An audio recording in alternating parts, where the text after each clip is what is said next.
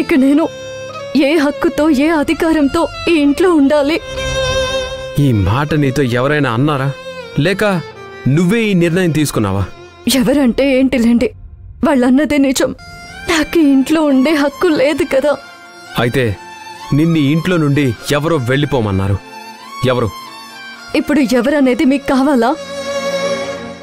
మనమ్మ గారే నన్ను ఇంట్లో నుంచి వెళ్ళిపోమని చాలా గౌరవంగా చెప్పారు.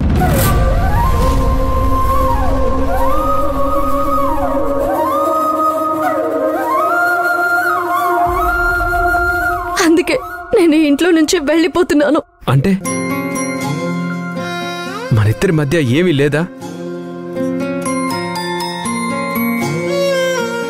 ఏముందండి, ఏమీ లేదని సిరి కూడా చెప్తుంది కదా. మీరంటే తనకిష్టం ఉందని చెప్తోంది, తనకి గతం గుర్తొచ్చిందని చెప్తోంది. నువ్వంటే ఇష్టం ఉంటే నా మెడలో తాళి ఎందుకు కట్టారని సూటిగా అడుగుతోంది.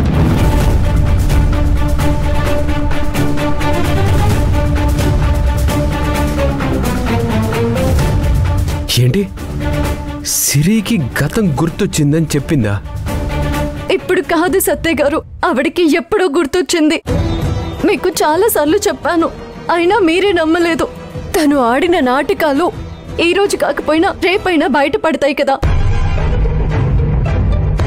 అప్పుడైనా నమ్మండి ప్లీజ్.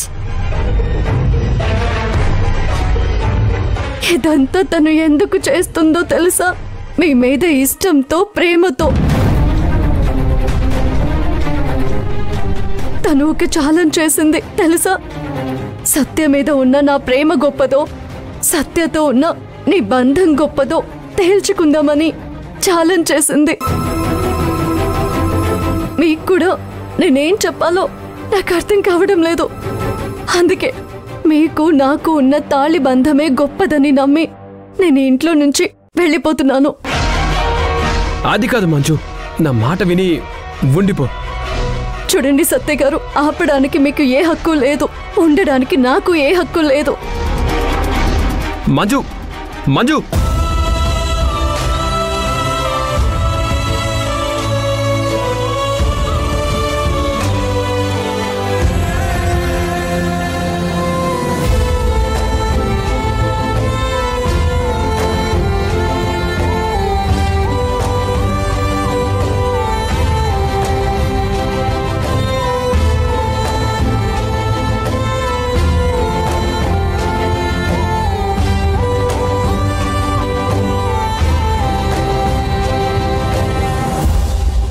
మంజు, వైఫ్ ఆఫ్ సత్యగా నువ్వు ఇక్కడి నుంచి వెళ్ళిపోవాలని అనుకున్నా, కానిస్టేబుల్ మంజుగా నువ్వు ఇక్కడ ఉండొచ్చుగా.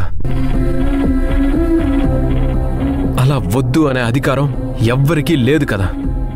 సత్య గారు, నేను డ్యూటీ చేసిన మాట నిజం, కానీ డ్యూటీ కోసమే ఇన్ని రోజులు ఇక్కడ లేను. దానికి అర్థమేంటో మనిద్దరికీ తెలుసని అనుకుంటున్నాను. మనసుకి బాధ అనిపించినా ఒక మాట చెప్పనా? నా చెయ్యి పట్టుకొని మీరు నన్ను ఇంటికి తీసుకురాలేదు, ఇప్పుడు చెయ్యి పట్టుకొని ఆపడానికి.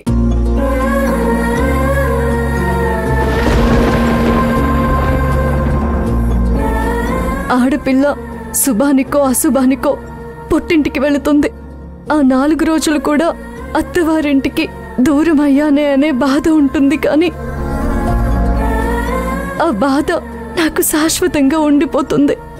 అంతే తేడా. ఇప్పటి వరకు నా బాధని అమ్మకి చెప్పుకోలేని ఆడపిల్లని, అత్తకి నచ్చని కోడల్ని, కానీ ఈ క్షణం నుంచి భర్త మాటని కూడా గౌరవించని భార్యని.